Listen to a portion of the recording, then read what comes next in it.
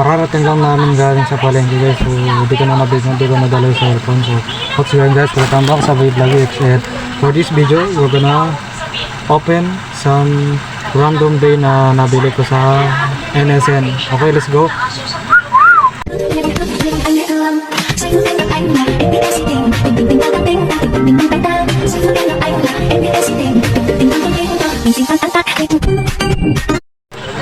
So okay guys, pagpasensya na kung medyo maingay yung background, pero hinaan ko na lang.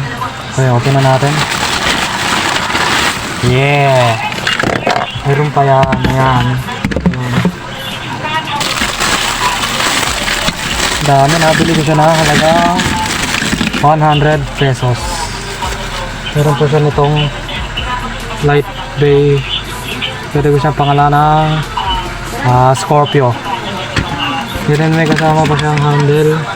So bali ganire. Sheesh. Yan. So sorry guys kung di ko na videoan yung ano natin, big hunting, kasi kinulang yung preset ng cellphone ko. Di ko na dala dito, di ko na dala. Naiwan sa bahay, so yun. Pero ang main bida is yeah, may performance tips ito. Crazy Cygnus din ito kay yung si Fusion Hades. Magiging Fusion siya. Kasi random nga lang guys lang. Okay, buksan na natin. May sticker. Actually nabili ko lang siya sa gilid-gilid dun sa NSN. Natabi ko lang yung mga guys, launcher, para yung main bay lang natin. Ayan na sila guys. Yeah. Ang nasira dun sa dating Fusion Hades ko ere. Pero hopefully sana matibay ngayon. So di siya Fusion Hades, Fusion Cygnus. Ayan. Yung clear wheel lang yung natin sa face bolt. Okay, dikit na natin yung face bolt. Yeah. Then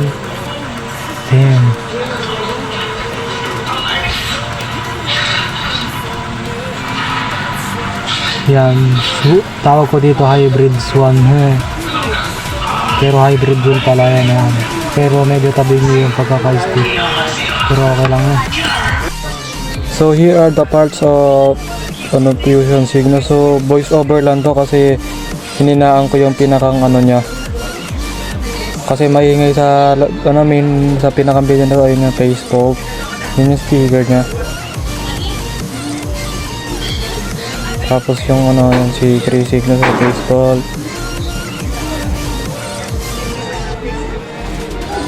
Yun yung mga part niya, ayan. Okay, let's assemble. Here it is guys. So na-assemble ko na. Fusion Hades, I don't know. Fusion Cygnus, I don't know the spin track, saka yung performance stick. So kagaya kay Perseverance, wala naman ang test-pin. Kung nagustuhan nyo itong video na to ay huwag nyo kakalimutan mag-like, share, and subscribe. So yun lang guys. Bye-bye!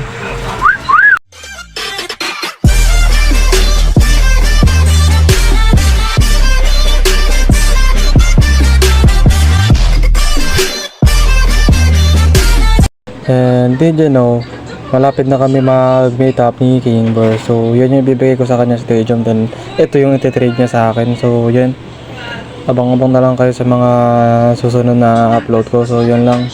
Thank you. Huwag nyo rin kalimutan mag-sub kay King Burr. Yun. Thank you guys sa support.